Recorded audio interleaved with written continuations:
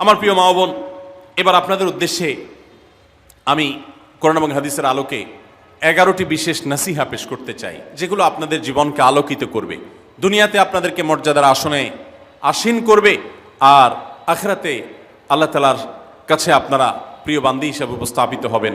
আল্লাহর কাছে আল্লাহর প্রিয় বান্দী হিসাবে উপস্থাপিত হয়ে জান্নাত লাভ করতে পারবেন। এরকম 11টি পরামর্শ বা নাসিহা আপনাদের প্রতি আমার। নাম্বার 1, কোরআন এবং হাদিসের জ্ঞান অর্জন করা। এটা সকল পুরুষ এবং নারী সকলের জন্য ফরজ। কোরআন এবং হাদিসের জ্ঞান অর্জন করা আমাদের জন্য ফরজ। আমরা অনেকেই আছি যারা ইসলামের ফরজ বিধিবিধানগুলো জানি না। আমাদের যেগুলো অবশ্য কর্তব্য সেগুলো আমরা অনেকে জানি না, শুধু নামে মুসলমান। গতানুগতিক কিছু কাজ করি, হাতে গোনা কিছু ইসলামের নামে কাজ করি, বাস মনে করেছি আমি মুসলমান হয়েছি। আপনাকে ঈমান সম্পর্কে জানতে হবে। আপনার ঈমান কিভাবে আনতে হবে, কি কোন কোন বিষয়ের প্রতি বিশ্বাস থাকতে হবে, কি বিশ্বাস থাকতে হবে, আল্লাহ সম্পর্কে বিশ্বাস থাকতে হবে। ঈমান সম্পর্কে অনেক ভুল ধারণা আমাদের আছে। আমরা আল্লাহ সম্পর্কে বিস্তারিত জানি না, আখিরাত সম্পর্কে জানি না, নবী রাসূল সম্পর্কে জানি না। এগুলো সম্পর্কে সঠিক জ্ঞান অর্জন করতে হবে। 5 ওয়াক্ত নামাজ এর বিধিবিধানগুলো, কখন কোনটা পড়তে হয়, ওয়াক্ত কখন থাকে কখন যায়, অনেক মহিলা আছেন জানেন না, অনেক নারীরা আছেন, অনেক পুরুষরা আছেন জানেন না। এগুলো জানতে হবে। ইসলামকে জানাটা অনেক গুরুত্বপূর্ণ। আর জানার জন্য কোরআনে কারীম বুঝে পড়বেন, হাদিস বুঝে পড়বেন, মাসলা মাসাইলের বই পুস্তক বুঝে পড়বেন ওলামাদের তত্ত্বাবধানে থেকে, এবং কোরআন এবং হাদিস শেখার যত ভালো আয়োজন উদ্যোগ আছে সেগুলোতে শামিল হবেন, জ্ঞান অর্জন করবেন। এটা ইসলামের গুরুত্বপূর্ণ একটা ব্যাপার।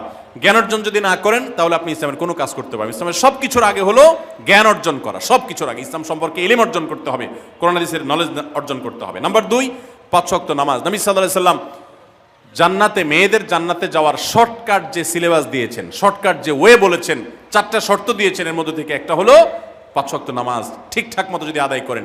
অনেক মহিলারা আছেন জোহরের নামাজ আসরের সময় গিয়ে আদায় করেন, আসরের কাছাকাছি আদায় করেন, কারণ গৃহস্থলী কাজে ব্যস্ত থাকেন, রান্নাবাড়ার কাজে ব্যস্ত থাকেন, গা গোসল নিয়ে ব্যস্ত থাকেন। করছি করে এই রান্নাবাড়া করা, সবাইকে খাবার দাবার দেওয়া, ছেলে মেয়েকে খাবার দাবার দেওয়া, ঘর ইত্যাদি মোছা ধোয়া, এগুলো করতে করতে, নিজের গোসল টোসল করতে করতে 3টা 3:30 বেজে যায়। অনেক সময় আসরের ওয়াক্তের কাছাকাছি গিয়ে তারপর জোহরের নামাজ আদায় করেন। খুবই গর্হিত একটা কাজ। আমার মা বোনরা সতর্ক থাকবেন এ ব্যাপারে, যে নামাজ সময় মতো আদায় করতে হবে। শয়তান আপনাদেরকে একটা ভুল কথা বলে ধোঁকা দেয়, সেটা হলো যে আমি রান্নাবাড়া করছি যে পোশাকে, এই পোশাকে কিভাবে নামাজ পড়বো, তাহলে আমি গোসল টোসল করে একটা নামাজ পড়বো। আর গোসল তো আর সহজে করা হয় না। রান্নাবাড়ার পরে সবাই বাড়ায় খাওয়াই দেওয়া, এরপরে ঘর দুয়ার পরিষ্কার করা, এরপরে সব কাজ শেষে গোসল করা, তারপরে গোসল করে এসে নামাজ পড়া, এসব করতে করতে শয়তান আপনার নামাজটা অনেক পিছায়া দেয়। মনে রাখবেন, আপনি যে পোশাকে কাজ করতেছেন ওই পোশাকে যদি দুর্গন্ধ না থাকে, খারাপ না থাকে, ভালো পোশাক হয়, তো ওই পোশাকে আপনি নামাজ পড়তে পারবেন। দুর্গন্ধ থাকলেও শরীরকে ফ্রেশ করার ব্যবস্থা আছে, আপনি ফ্রেশ করে আপনি নামাজে দাঁড়ায় যাবেন, এরপর নামাজ পড়ে বাকি কাজ করবেন। নামাজকে বলবেন না যে আমার অনেক কাজ আছে, এগুলো শেষ করে নামাজ পড়বো। শয়তান আমাদেরকে ধোঁকা দেয়। এই জন্য মা বোনরা 5 ওয়াক্ত নামাজ সময় মতো আদায় করবেন, ঠিকঠাক মতো আদায় করবেন। অনেক মা বোনরা আপনারা নামাজ পড়েন, নামাজ হয় না। বাংলাদেশে বেশিরভাগ মহিলাদের, নারীদের মধ্যে একটা ভুল আছে নামাজ প্রসঙ্গে, সেটা হলো যে নামাজের মধ্যে সতরটা ভালো করে ঢাকেন না। সতর কি? মেয়েদের নামাজের মধ্যে মুখমণ্ডল ছাড়া, 2 হাতের কবজি ছাড়া তাদের মাথা থেকে পা পর্যন্ত পুরো শরীর তারা ঢেকে রাখবে। আজকাল নামাজের ওড়না পাওয়া যায়, এই ওড়নাগুলো পরলে এই মুখমণ্ডল ছাড়া 2 হাত এক সহকারে ঢাকা থাকে, এভাবে ঢেকে রাখতে হবে। আপনি যদি নামাজ পড়েন, আপনার গলা দেখা যায়, আপনার কাঁধের কিছু অংশ দেখা যায়, চুল দেখা যায়, আপনার হাতের কনুই দেখা যায়, তাহলে সেক্ষেত্রে কিন্তু আপনার নামাজ হবে না। যদি আপনার পুরো নামাজ জুড়ে এরকম খালি থাকে এগুলো, তাহলে নামাজ হবে না। অনেক বোনরা এটা জানেন না, তাহলে নামাজটা ঠিকঠাক মতো পড়তে হবে। জান্নাতে যাওয়ার জন্য এটা পূর্ব শর্ত। নাম্বার 2। নাম্বার 3, রমজান মাসে রোজা রাখা। রোজা রাখার ক্ষেত্রে আলহামদুলিল্লাহ মা বোনরা রাখেন সাধারণত, কিন্তু রোজা রেখে গীবত, মিথ্যা, শেকায়েত, মানুষের পিছনে সমালোচনা করা, এগুলো করলে রমজান নষ্ট হয়ে যায়, রোজা নষ্ট হয়ে যায়। এগুলো করা যাবে না, এগুলোতে বেঁচে থাকতে হবে। সেই সাথে অনেক মা বোন আছেন, একটু সন্তান গর্ভে আসছে, কিন্তু সন্তান দুধ কিংবা সন্তান দুধ পান করে, এই অজুহাত দিয়ে তিনি দেখা যায় যে রমজানের রোজা ঠিক মতো রাখেন না। এটা ভুল। বরং সামান্য একটু ঠুনকো অজুহাতে রমজান রোজা বাদ দেওয়া যাবে না। যতক্ষণ পর্যন্ত শক্তি সামর্থ্য আছে রমজান রোজা ঠিক মতো রাখতে হবে। নাম্বার 3। 4 নম্বর হলো স্বামীর আনুগত্য করা। আমি সবসময় বলি এটা হলো মহিলাদের জন্য তিতা করল্লার আমল। তিতা করল্লা দিয়ে জুস বানায় খাওয়ানো, এটা যেরকম কষ্টের কাজ মানুষের জন্য, ঠিক একইভাবে মহিলাদের জন্য স্বামীর কথা শোনাটা এরকম কষ্টের কাজ। অনেক মহিলা আছে নামাজ পড়তে রাজি আছি, রোজা রাখতে রাজি আছি, তাসবিহ তাহলিল করতে রাজি আছি, কোরআন পড়তে রাজি আছি, মগর পুরুষের স্বামীর কথা শুনবো না। কেন তার কথা শুনবো কেন? আমি কি কম বুঝি? এই মানসিকতা আজ পশ্চিমা অপসংস্কৃতির যে ছোঁয়া আমাদের সমাজে এসেছে, লেগেছে, এটার কারণে আমাদের মা বোনদের মধ্যে তৈরি হয়েছে। এটা কখনো আমাদেরকে সুখী করতে পারে না। একটা ছোট মুদি দোকানেও একজনকে দায়িত্বশীল মানতে হয়, একজন মালিক হয়, আরেকজন অধীনস্থ হয়, একজন ম্যানেজার হয়, আরেকজন তার কর্মী হয়। এতটুকু চেইন অফ কমান্ড যদি ঠিক না থাকে, তাহলে একটা ছোট দোকানও সুশৃঙ্খলভাবে চলতে পারে না, সেটাও বিশৃঙ্খল হয়ে যাবে। তাহলে একটা সংসার, একটা পরিবারে একজনকে মুরব্বী না মানলে কিভাবে সেটা চলতে পারে? অবশ্যই একজন নারী তার স্বামীকে অভিভাবক মানবেন, মুরব্বী মানবেন, তাকে মেনে চলবেন। শুধু ইসলামই বলে নাই, পশ্চিমা দুনিয়ার মানুষরাও স্বীকার করে। সবাই একটা আত্মজীবনীমূলক লেখা ধারাবাহিকভাবে বাংলাদেশে একটি জাতীয় গণমাধ্যমে প্রকাশ হয়েছে অনেক বছর আগে, আমি পড়েছি। সেখানে তিনি পরিষ্কার করে বলেছেন যে আমার দাদি নানীরা পারিবারিক জীবনে যতটা সুখী ছিল, এখন আমাদের স্ত্রী, আমাদের মেয়েরা ততটা সুখী না। অথচ তাদের এত বেশি শাড়ি চুড়ি, এত বেশি সাজগোজ, এত বেশি সুখ সমৃদ্ধির উপকরণ ছিল না আজকের মেয়েদের যতটা আছে। পারিবারিক শান্তি তখন যতটা ছিল এখন তার ধারে কাছেও নেই। এর অন্যতম কারণ হলো এটি যে আমরা পশ্চিমা অপসংস্কৃতির ছোঁয়ায় পড়ে শয়তান আমাদেরকে অতিরিক্ত স্বাধীনতার নাম দিয়া আমাদেরকে বলগাহীন স্বাধীনতার পথে নিয়ে গেছে, যেটা আমাদের ধ্বংস ডেকে এনেছে। এজন্য একজন গার্ডিয়ান, একজন অভিভাবক পরিবারে থাকতে হবে, তাকে মানতে হবে। আপনি নারী হিসাবে আপনার স্বামীটাকে যদি মনে হয় একটু বোকা কিসিমের, সে বুঝে না, আপনি অবশ্যই ডেফিনেটলি আপনি তাকে বোঝাবেন, আপনি তাকে আপনার মতামত বলবেন, তারও কর্তব্য আপনার মতামত গ্রহণ করা। কিন্তু এর মানে এই না যে আপনি তাকে ডিনাই করবেন, পাত্তা দিবেন না, অবজ্ঞা করবেন, তার কাছে জিজ্ঞেস করা ছাড়া যেদিক সেদিক যাবেন, যা খুশি তা করবেন, এটা উচিত না। আপনার জান্নাতে যাওয়ার প্রয়োজনে ওই যে তিতা করল্লা বলেছি, সে যদি কোনো দিক থেকে তাকে মানতে আপনার কষ্ট হয়, আপনার থেকে সে পিছিয়ে আসে বুদ্ধিতে জ্ঞানে, তারপরে একটু কষ্ট করে ঢোক গিলেন, একটু কষ্ট করে সবর করেন, শুধুমাত্র জান্নাতের আশায় আল্লাহ তাআলা আপনাকে মর্যাদা দিবেন, দুনিয়াতে বড় করবেন, আখিরাতে বড় করবেন। অনেক সময় দেখা যায় পুরুষতান্ত্রিক সমাজে আমাদের দেশে দেখা যায় যে পুরুষদের নানা অনাচারে মেয়েরা অতিষ্ঠ হয়। একটু সবর করেন, সন্তান সন্ততি বড় হবে, তখন আর পুরুষের এই সমস্ত জুলুম থাকবে না, পুরুষ তখন দৌড়ের উপরে থাকবে। এই বাস্তবতা আমরা প্রত্যেকটা মানুষ উপলব্ধি করার কথা। অতএব মুসলিম নারীদের অত্যন্ত গুরুত্বপূর্ণ আরেকটি বিষয় হলো 4 নম্বর যেটি বললাম, স্বামীর আনুগত্য করা। যতটুকু সম্ভব তার সর্বোচ্চ আনুগত্য করার চেষ্টা করতে হবে, যতক্ষণ তিনি কোরআন হাদিসের কথা বলেন। স্বামী যদি কোনো অন্যায় কথা করতে বলেন, তাহলে তখন আর তার কোনো কথা শোনা যাবে না। নাম্বার 5, একজন মুসলিম নারীর জন্য তার ইজ্জতের হেফাজত অত্যন্ত গুরুত্বপূর্ণ ব্যাপার। এমন একটা সমাজে আমরা বসবাস করতেছি, পাঠ্য বইয়ে শিক্ষার নামে আমাদের সন্তানদের চরিত্র নষ্ট করে দেওয়া হচ্ছে, বিবাহ বহির্ভূত সম্পর্ক করতে তাদেরকে উস্কানি দেওয়া হচ্ছে, শিক্ষার নামে কুশিক্ষা দেওয়া হচ্ছে, যার কারণে আমার সন্তান নষ্ট হয়ে যাচ্ছে। এই জন্য আমি বলি, এমন যুবক, এমন যুবতী আজকাল সোনার হরিণ হয়ে গেছে। হাজারে 10 জন যুবক পাওয়া যাবে কিনা সন্দেহ, যেই যুবক বুকে হাত রেখে বুক টান টান করে আল্লাহর শুকরিয়া আদায় করে বলতে পারবে তার যৌবনে কোনো হারাম স্পর্শ সে করে নাই, কোনো হারামের কাছে সে যায় নাই, তার চরিত্রকে সে হেফাজত করেছে, কোনো গুনাহে সে লিপ্ত হয় নাই, এরকম কথা বলার মতো যুবক খুব বেশি নাই আমাদের সমাজে। ধ্বংস করে ফেলা হয়েছে বিনোদনের নামে, শিক্ষার নামে, নানা নামে। এগুলো আমাদের দেশের সংস্কৃতি ছিল না। এদেশের মুসলমান তো বটে, এদেশের হিন্দুরাও পারিবারিক এই বন্ধনের মধ্যে থেকে তারা তাদের চরিত্রকে হেফাজত করে, বৈবাহিক সম্পর্ক ছাড়া কোনো প্রকার সম্পর্কের মাধ্যমে তাদের যৌন আকাঙ্ক্ষাকে মেটায় না। এটা এদেশের মাটির, এদেশের কালচার, এদেশের মানুষের কালচার, এদেশের সকল ধরনের মানুষের কালচার, কিন্তু এদেশের সেই সংস্কৃতিকে ধ্বংস করে দেওয়া হচ্ছে ছোট ছোট বাচ্চাদের বইয়ে এই বিবাহ বহির্ভূত সম্পর্কের কথা বলে। এই জন্য সচ্চরিত্র এখন সোনার হরিণ হয়ে গেছে। নবী সাল্লাল্লাহু আলাইহি সাল্লাম বলেছেন, মাইয়াজমান লি মা বাইনা লিহিয়াইহি ওয়া মা বাইনা রিজলাইহি আদমান লাহুল জান্নাহ। যে ব্যক্তি তার 2 চোয়ালের মাঝখানের অঙ্গ অর্থাৎ মুখ, আর যে ব্যক্তি তার 2 রানের মধ্যবর্তী অঙ্গ, তার লজ্জাস্থানকে হেফাজত করবে, অন্যায় খাতে ব্যবহার করবে না, এটার সংরক্ষণের দায়িত্ব এবং গ্যারান্টি যে ব্যক্তি নিজের ব্যাপারে নিজে নিবে, নবী সাল্লাল্লাহু আলাইহি সাল্লাম বলেছেন, আমি তার জন্য জান্নাতের দায়িত্ব নিয়ে নিলাম। যে এটা 2টার দায়িত্ব নিতে পারবে, আমি তার জান্নাতের দায়িত্ব নিলাম। এবং নবী সাল্লাল্লাহু আলাইহি সাল্লাম আরো বলেছেন, আকসারু মা ইউদখিলুন নাস আন-নার, মানুষকে সবচেয়ে বেশি জাহান্নামে নিয়ে যায় কোন জিনিসে? আল ফামু ওয়াল ফরজ, এই 2টি অঙ্গ, মুখ এবং লজ্জাস্থান। এই জন্য মা বোনরা, অনেকে আপনাদেরকে অনেক প্ররোচনা দিবে, অনেক গুনাহের পথে আহ্বান করবে। আপনাদের মেয়েরা স্কুল কলেজে পড়তে গেলে সেখানে অনেক অন্যায় আবেদন শুনবে, হারামের আহ্বান শুনবে। তাদেরকে সুশিক্ষা দিবেন যে আল্লাহ তাআলা তোমাকে যে চরিত্র দিয়েছে, এই যৌবন দিয়েছে, এটাকে যেখানে সেখানে ব্যবহার করলে হবে না।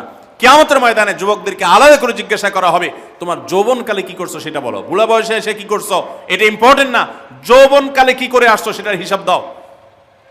যৌবনকে হেফাজত করার গুরুত্ব এত বেশি, আল্লাহ আলাদা করে জিজ্ঞাসা করবেন। এই জন্য মা বোনদের কর্তব্য তাদের মেয়েদেরকে, ছেলেদেরকে অসৎ চরিত্রতা থেকে হেফাজত করবেন, সংরক্ষণ করবেন, তাদেরকে বুঝাবেন, তাদেরকে সেভাবে বড় করবেন যে বিয়ে শাদীর মাধ্যমে, সাংসারিক জীবনের মাধ্যমে তোমরা তোমাদের এই জীবনকে তোমরা উপভোগ করবে। আল্লাহ তাআলা তোমাদের জন্য যে নেয়ামত রেখেছেন সে নেয়ামত তোমরা পাবে, কিন্তু অবৈধ উপায়ে কখনো তোমরা সেদিকে পা বাড়াবে না। যারা বাড়ায় তাদের দুনিয়াতেই ধ্বংস হয়, আখিরাত তো আছেই। এই অবৈধ সম্পর্ক করে সুখে থাকে খুব কম মানুষ। যারা যত বেশি এই জগতে যায় তারা তত বেশি অসুখী থাকে দাম্পত্য জীবনে। অতএব একজন নারী তার 5 নম্বর গুরুত্বপূর্ণ বিষয় হলো তার ইজ্জতের হেফাজত, লজ্জাস্থানের হেফাজত এবং তার চরিত্রের হেফাজত। আল্লাহ তাআলা আমাদের মা বোনদেরকে সেই তৌফিক দান করুন। অনেক সময় দেখা যায় যে সবই ঠিক আছে, আপনি সোশ্যাল মিডিয়াতে পুরুষের ছবি দেখে, ভিডিও দেখে আপনি হারাম আনন্দ পাচ্ছেন। আপনি ইমোতে, হোয়াটসঅ্যাপে, মেসেঞ্জারে বিভিন্ন পুরুষের সাথে অপ্রয়োজনীয় চ্যাটিং করছেন, কথা বলছেন, এবং সেখানে এই বেহুদা কথা থেকে অনেক অনাচার হয়ে যায়, অনেক সংসার ভেঙে যায়, অনেক পরকীয়া হয়, অনেক সংসার ধ্বংস হয়। এই জন্য আল্লাহ বলেছেন আল্লাহ তাকরাবুজ জেনা, জেনার কাছেও যেও না, চ্যাটিংই করতে যেও না, কারণ করতে গেলে তুমি ডুবে যাবা, পরে ফিরে আসতে পারবা না। ভয়ঙ্কর এক গুহা এবং ভয়ঙ্কর এক জগৎ। তো এই পথ থেকে আমাদেরকে বেঁচে থাকতে হবে। আল্লাহ আমাদের তৌফিক দান করুন। নাম্বার 6, মা বোনদের জন্য গুরুত্বপূর্ণ বিষয় হলো সন্তানদের লালন পালন করা। আপনি বাজার থেকে 2-4 কেজি আম কিনে খাইছেন, এটাতে আপনি যতটা সুখী হতে পারবেন, আপনি যদি একটা আমের গাছ লাগাই দিতে পারেন তাহলে তার চাইতে অনেক বেশি সুখী হতে পারবেন, আপনি বেশি লাভবান হবেন, আপনি মনকে মন আম খেতে পারবেন, আপনার বংশধররা খেতে পারবে। নিজে আমল তো করবেনই মায়েরা বোনেরা, পাশাপাশি সন্তানদেরকে যদি আল্লাহ ভীরু বানান, মুত্তাকি বানান, পরহেজগার বানান, কোরআন হাদিস শিখান, তাদেরকে যদি পর্দা শিখান, তাদেরকে যদি চরিত্র হেফাজত শিখান, তাদেরকে যদি ভালো মানুষ বানানো শিখান, তাহলে আপনি আম গাছ লাগানোর মতো ফলের গাছ লাগাই গেলেন, সওয়াবের গাছ লাগাই গেলেন, দুনিয়া থেকে চলে যাবেন। নেক সন্তানের আমল যেগুলো আপনি শিখাই দিয়ে গেছেন এগুলোর সওয়াব আপনি পেতে থাকবেন। ছেলেটাকে সূরা ফাতিহা নিজে শিখাবেন, মেয়েটাকে সূরা ফাতিহা নিজে শিখাবেন, নিজে ভালো করে শিখবেন, তাহলে মরণ পর্যন্ত এই ছেলে যতবার সূরা ফাতিহা পড়বে প্রত্যেক নামাজে আপনি কিন্তু সওয়াব পেতে থাকবেন, কারণ আপনি শিখাই দিয়ে গেছেন, আপনি শুরুটা করে দিয়ে গেছেন। এই জন্য মা বোনদের জন্য সন্তানদের লালন পালন করা, সন্তান দুধে ভাতে আছে কিনা, ভালো জামা কাপড় পরছে কিনা, এর চাইতে ইম্পর্টেন্ট হলো সন্তান আমার নামাজ পড়ছে কিনা, সন্তান আমার আল্লাহকে চিনে কিনা, সন্তান আমার কোরআন হাদিসের শিক্ষা পেয়েছে কিনা। সন্তান একদিন স্কুলে যায় না, তার জন্য আমার মাথা খারাপ হলে, সন্তান একদিন নামাজ পড়ে না এক ওয়াক্ত, তার জন্য আরো বেশি মাথা খারাপ হতে হবে। তাহলে আপনি দায়িত্বশীল মা হতে পারবেন, দায়িত্বশীল বাবা হতে পারবেন। মনে রাখবেন নবী সাল্লাল্লাহু আলাইহি ওয়াসাল্লাম বলেছেন, প্রত্যেকটা শিশু জন্মগ্রহণ করে ভালো মানুষ হয়ে, কেউ জন্মগতভাবে খারাপ হয় না, ডাকাত হয়ে জন্মায় না, তবে তার মা বাপ তাকে নষ্ট করে। কারণ মা বাপ তাকে ঠিক মতো লালন পালন না করে, ভালো পরিবেশ দেয় না, খারাপ ছেলেফেলের সাথে মিশে, তখন সে নষ্ট হয়। এই জন্য আপনার দায়িত্ব সন্তান কার সাথে মিশছে, কোথায় যাচ্ছে, কি করতেছে, মোবাইলে কি দেখছে, সন্তানকে সময় দেন, মোবাইল টিপাটিপি বন্ধ করেন, তাদেরকে নিয়ে বসেন, তাদেরকে কথা শোনান, কোরআন হাদিস পাঠ করে শোনান, তাদেরকে ভালো পরিবেশ দেন, ভালো ফ্যামিলির, দিনদার ফ্যামিলির বাচ্চাদের সাথে তাদেরকে মিশান। ইনশাআল্লাহ আপনি আল্লাহর কাছে এর জন্য উত্তম বিনিময় পাবেন, সওয়াব পাবেন। নাম্বার 7, মা বোনরা বিশেষ করে আপনাদের জন্য গুরুত্বপূর্ণ হলো কৃতজ্ঞতা আদায় করবেন। পুরুষদের জন্য গুরুত্বপূর্ণ, কিন্তু মা বোনদের জন্য বিশেষ গুরুত্বপূর্ণ এই জন্য যে নবী সাল্লাল্লাহু আলাইহি ওয়াসাল্লাম বলেছেন, তিনি জাহান্নামে নারীদেরকে যে দেখেছেন, তাকে যে দেখানো হয়েছে মেরাজে, যে প্রচুর সংখ্যক নারীরা জাহান্নামে, এর অন্যতম একটা কারণ ছিল নেয়ামতের নাশকরি করা। পুরুষদের মধ্যেও নাশকরির কারণে বহু পুরুষ জাহান্নামে যাবে। মা বোনরা স্বামী এবং নিজের জগতে যতটুকু আল্লাহ তাআলা দিয়েছেন এতটুকুর উপর শুকর আদায় করবেন। আপনার স্বামী মানুষটা হয়তো মুখটা খারাপ, কিন্তু তার শরীরটা ভালো আছে, সে আপনাকে উপার্জন করে এনে খাওয়ায়। অনেক মহিলা আছে তার স্বামী হয়তো অ্যাক্সিডেন্ট করে পঙ্গু হয়ে গেছে, সে হয়তো বিছানা শুয়ে বাকি জীবন কাটিয়েছে, তার কষ্টের কোনো শেষ নাই। আপনার স্বামী হয়তো বা তার কোনো দিক থেকে দুর্বলতা আছে, আবার বহু দিক থেকে তার ভালো গুণ আছে। একই কথা পুরুষদের জন্য ইসলাম নির্দেশ করেছে যে তার স্ত্রীর একটা গুণ খারাপ দেখে যদি তার কষ্ট লাগে, তো সে চিন্তা করলে 10টা গুণ ভালো দেখবে, সেটা দেখে শুকর আদায় করা উচিত। এই শুকরিয়া আদায় করা ছাড়া পুরুষ হোক নারী হোক কে আল্লাহর প্রিয় বান্দা হতে পারবে না। এজন্য আল্লাহর কাছে শুকরিয়া আদায় করবেন। মায়েরা বিশেষ করে শ্বশুরের বাড়িতে যাওয়ার পর প্রথম অনেক কষ্ট হয়। আমি সবসময় বলি, শ্বশুর বাড়িতে যাওয়ার পর মেয়েরা আমাদের দেশে নানান জুলুম নির্যাতন সহ্য করতে হয়। শাশুড়ি বাঁকা চোখে দেখে, সব শাশুড়ি না, অনেক শাশুড়ি, অনেক সময় ননদরা বাঁকা চোখে দেখে, স্বামী লোকটা জ্বালায় নানাভাবে, দেবররা জ্বালায়, নানানভাবে মানুষ খোঁচাখুচি করে কষ্ট দেয়। একটু ধৈর্য ধারণ করেন, আল্লাহ তাআলা আপনার সংসারে যখন 2-4টা সন্তান দিবে, এরা যখন বড় হয়ে যাবে, এগুলো সব আপনার বাহিনী হয়ে যাবে, তখন দেখবেন ওই বুড়া আস্তে আস্তে চুপসে গেছে, বুড়ার বড় কোনো গলা নাই, বড় কোনো কথা নাই, কারণ পোলাপান সব মায়ের পক্ষে থাকে, বুড়া সব আস্তে আস্তে সাইজ হয়ে যায়। এই জন্য মা বোনরা সবর করবেন, ধৈর্য ধারণ করবেন, খবরদার ধৈর্য হারা হবেন না, শুকর আদায় করবেন। নাম্বার 8, কখনো মুখ খারাপ করবেন না, গালিগালাজ করবেন না, অভিশাপ দিবেন না। অনেক সময় পোলাপান একটু উল্টাপাল্টা করলে তাদেরকে অনেক মা অভিশাপ দিয়ে দেন, গজব ঠাডা দিয়ে দেন, বদদোয়া করেন, মুখ দিয়ে খারাপ কথা বলে ফেলেন। এগুলো খুব খারাপ জিনিস। নবী সাল্লাল্লাহু আলাইহি ওয়াসাল্লাম বলেছেন, যদি কাউকে গজব ঠাডা দেওয়া হয় তো এটার উপযুক্ত না হলে যে দেয় তার উপরে এসে পড়ে, এরকম ভয়াবহ একটা বিষয়। এই জন্য কোন অবস্থাতে এগুলো যেন না হয়। এবং মেয়েদের জাহান্নামে যাওয়ার বেশি জাহান্নামে যাওয়ার অন্যতম একটা কারণ এটাও যে তাদের মধ্যে, অনেকের মধ্যে, আমি সবার কথা বলছি না, যে এই ধরনের গালিগালাজ করা, অভিশাপ দেওয়ার বদস্বভাব আছে। এই বদস্বভাব বহু পুরুষের মধ্যেও আছে, সবাইকে ছাড়তে হবে। নাম্বার 9, আত্মীয়তার বন্ধন রক্ষা করার পরে দায়িত্বশীল হতে হবে। স্বামীকে স্বামীর ভাই বোনের সাথে সম্পর্ক ভালো রাখতে কখনো বাধা দিবেন না। অনেক মহিলা আছে বোকার মতো কাজ করে। স্বামী যদি স্বামীর ভাইকে টাকা পয়সা দেয় সে অপছন্দ করে, স্বামী যদি স্বামীর বোনকে টাকা পয়সা দেয় সে এটাকে পছন্দ করে না, মা বাবার খোঁজ খবর বেশি নিলে তার কাছে ভালো লাগে না। এই মহিলা হলো নির্বোধ। কেন নির্বোধ? কারণ নবী সাল্লাল্লাহু আলাইহি ওয়াসাল্লাম বলেছেন যে মান সাররাহু আন ইউবসাতালাহু ফি রিজকিহি আও ইউনসালাহু ফি আথরি ফালিয়াসিল রাহিমা, যে ব্যক্তি চায় তার রিজিকে আল্লাহ বরকত দেখ, তার হায়াতে বরকত দেখ, সে যেন রক্ত সম্পর্কে আত্মীয়দের সাথে সম্পর্ক বেশি ভালো রাখে। তাহলে আপনার স্বামীর রিজিক বেশি হোক, টাকা পয়সা বেশি হোক, তার হায়াতে বরকত হোক, এটা যদি আপনি চান তাহলে আপনি বরং তারা উৎসাহিত করা উচিত। তোমার ভাইটার খবর নাও, তোমার বোনটার বাড়িতে যাও, তোমার মা বাপের খেদমত করো, তাদের সাথে যত সম্পৃক্ত থাকবে আপনার স্বামীতে আল্লাহ তাআলা তত বরকত দান করবেন। এই জন্য তাকে সেটা করবেন। আবার পুরুষদেরও উচিত মেয়েদেরকে সুযোগ দেওয়া, তারা তাদের বাপ, মেয়েরও তো কর্তব্য আছে তার বাপ মার প্রতি, বাপ মার খেদমত করবে, বাপ মার জন্য হাদিয়া তোফা দিবে। অনেক পুরুষরা আছে মেয়েদের পাওনা অধিকারই দেয় না, হাদিয়া তোফা কোত্থেকে দিবে, তাদের মহরটাই দেয় না, তাদের হাত খরচ দেয় না। আলাদা কিছু হাত খরচ দেওয়া উচিত, যে তার মতো সে খরচ করবে, তার মা বাপের জন্য খরচ করবে। এগুলোর বিনিময়ে আমরা আল্লাহর কাছে জান্নাত পাবো। অতএব এই আত্মীয়তার সম্পর্ক রক্ষা করা গুরুত্বপূর্ণ। নাম্বার 10, সাদাকা করবেন।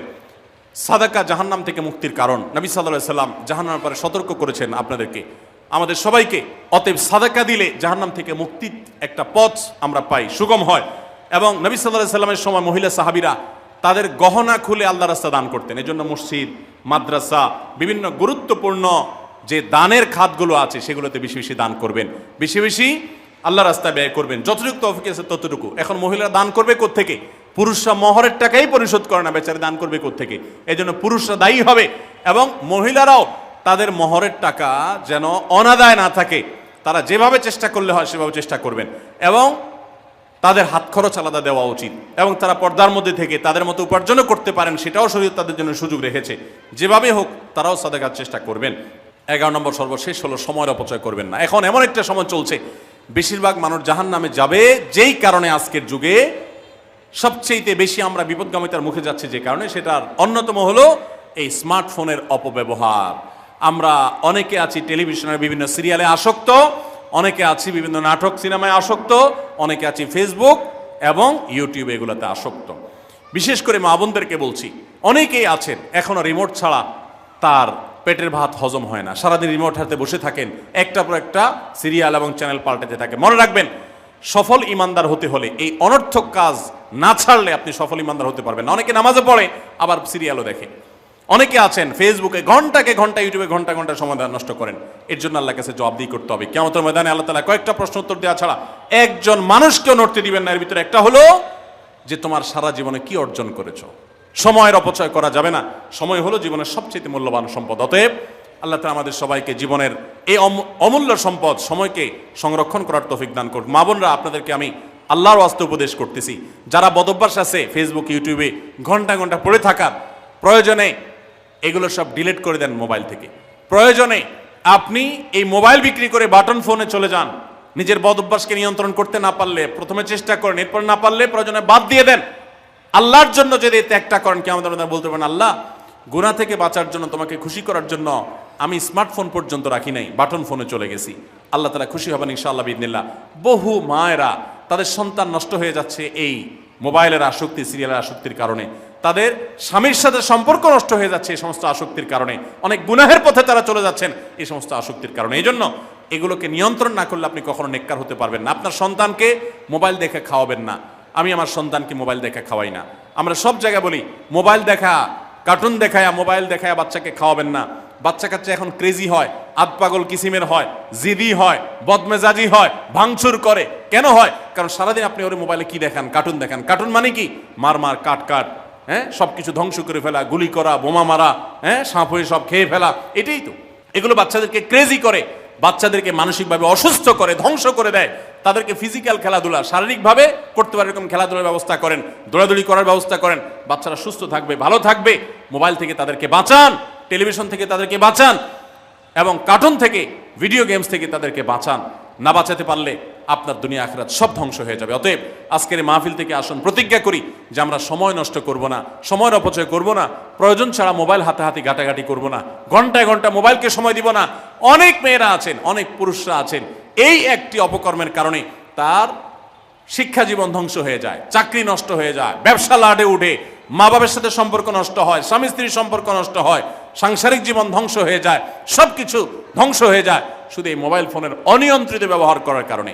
যারা মোবাইলকে নিয়ন্ত্রণ করতে পারেন না, ডাইরেক্ট হয়ে গেছেন, সারাক্ষণ হাতে মন চায়, তারা একটা শক্ত সিদ্ধান্ত নেন, প্রয়োজনে আমি স্মার্টফোন বিক্রি করে দিব।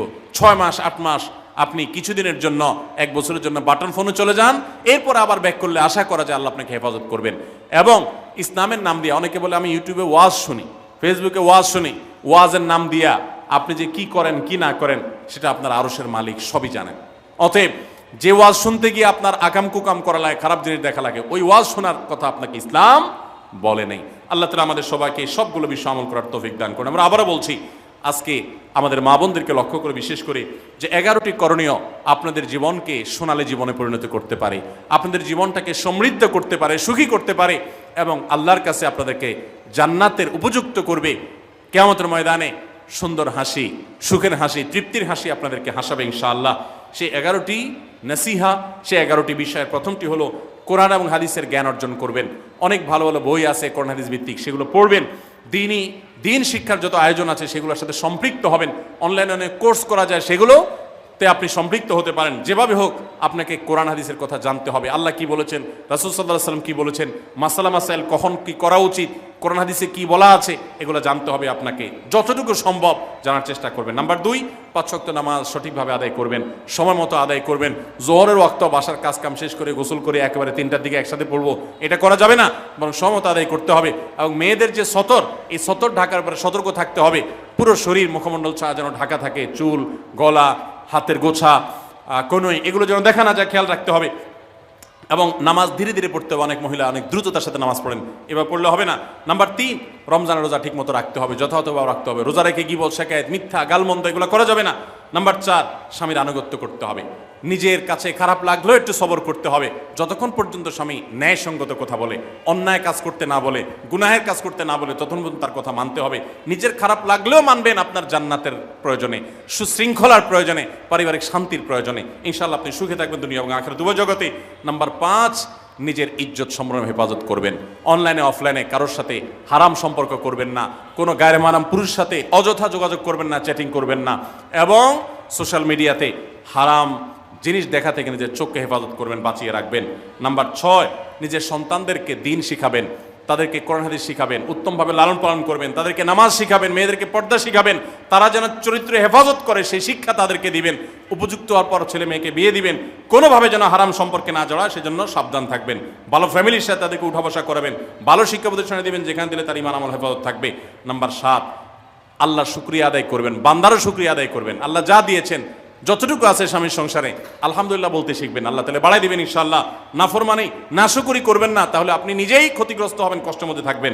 আর শুকরিয়া আদায় করলে আপনার নিজেরই মানসিক প্রশান্তি হবে, আল্লাহ আরো নিয়ামত বাড়িয়ে দিবেন। নাম্বার 8, কোনো প্রকার অভিশাপ গালমন্দ করবেন না, সেটা ছেলে মেয়েকে হোক, সংসারকে হোক, স্বামীকে হোক, কোনো কিছু না, ধৈর্য ধারণ করতে হবে। পুরুষদের জন্য এই কথাগুলো প্রযোজ্য। আর নাম্বার 9, আত্মীয়তার সম্পর্ক রক্ষা করতে হবে, ছিন্ন করা যাবে না। নিজের স্বামীকে তার বাপ, তার বোন, তার মা, তার ভাই, তাদের সাথে সুসম্পর্ক বজায় রাখতে সাহায্য করবেন, বাধা দিবেন না, পারলে আরো সাহায্য করবেন, এতে আপনারই লাভ হবে। আবার স্বামীদেরও উচিত স্ত্রীকে তার পরিবারের সাথে সম্পর্ক বজায় রাখার জন্য সাহায্য করা। মেয়েদের উচিত তাদের মা, তাদের বোন, ভাই, তাদের সাথে আজকাল মোবাইলে যোগাযোগ করা যায়, খোঁজ খবর নেবেন, কথাবার্তা বলবেন। স্বামীর সংসারে আসছেন দেখে বাপের সংসার ভুলে যাবেন, সেটাও যেন না হয়, খেয়াল রাখতে হবে। নাম্বার 10, যতটুকু সম্ভব দান সাদাকা করবেন। জান সাদাকা জাহান্নাম থেকে মুক্তির কারণ হয়, সেটার জন্য সাধ্য অনুযায়ী করবেন। পুরুষরা তাদের জন্য এই ক্ষেত্রে হেল্প করবেন, যাতে তাদের মোহর ইত্যাদি দেওয়া, মাসে হাত খরচ কিছু দেওয়া, যাতে তারা সাদাকা করতে পারে সেই সুযোগ। আজকাল দেখা যায় অনেক মেয়েরা টাকা পয়সা পেলে মার্কেটে চলে যাবেন, কি কিনবে এটা নিয়ে অস্থির হয়ে যান। মার্কেটে আপনি যা দরকার হলে যাবেন, কেনা দরকার হলে কিনবেন, কিন্তু দানের জন্য একটা খাত রাখবেন। পারিবারিক সাদাকা বাক্স, একটা বাক্স রাখবেন, যে খুচরা টাকা পয়সা বা বিভিন্ন টাকা পয়সা ছেলে মেয়েরা রাখবে, আপনি রাখবেন, উৎসাহিত করবেন। এটা দিয়ে একটা গরিব ফ্যামিলি মুখে হাসি ফোটাবেন, একটা ভালো কাজ করবেন, পারিবারিকভাবে এরকম দানের ব্যবস্থা করবেন। বোনেরা, সর্বশেষ হলো সময় নষ্ট করবেন না সোশ্যাল মিডিয়াতে। আল্লাহর ওয়াস্তে এটা থেকে নিজেকে বাঁচাবার জন্য সংগ্রাম করেন। যারা এখনো এই রোগ থেকে বাঁচতে পারেন নাই, আল্লাহর কসম করে বলছি, দুনিয়ার জীবনটাই ধ্বংস হবে, অসুখী থাকবেন, অশান্তিতে থাকবেন, আখিরাতের ধ্বংস তো আছেই। অতএব ফেসবুক, ইউটিউব, এটা যদি আপনাকে দেখতে হয়, খারাপ কিছু যেন না আসে সেভাবে ফিল্টার করে নেবেন, এবং নিয়ন্ত্রিত নির্দিষ্ট সময়ের বেশি দেখবেন না। 10 মিনিট সকাল দুপুর রাত, এর বেশি বিকাল, আমি এর বেশি দেখবো না। ঘন্টায় ঘন্টা টিপবেন না। অনেক মহিলা আছে, স্বামীকে সময় দেওয়ার সুযোগ নাই, সন্তানের দিকে তাকাবার সুযোগ নাই, উনি টেলিভিশন এবং মোবাইলে আসক্ত, এবং এটা আমাদের সমাজকে ধ্বংস করে দিচ্ছে। নিজের ক্ষতি নিজে করছেন, নিজের পায়ে কুঠারাঘাত করছেন। আল্লাহ তাআলা আমাদের সবাইকে এই সব বিষয়গুলোকে মেনে চলে, এই 11টা পয়েন্টকে মেনে চলে আমাদের মা বোনদের জীবনকে সমৃদ্ধ করার তৌফিক দান করুন। আমাদের সবাইকে আল্লাহ তাআলা আমল করার তৌফিক দান করুন। জাযাকুমুল্লাহু খাইরা ওয়া আখিরু দাওয়ানা আনিল হামদুলিল্লাহি রাব্বিল আলামিন।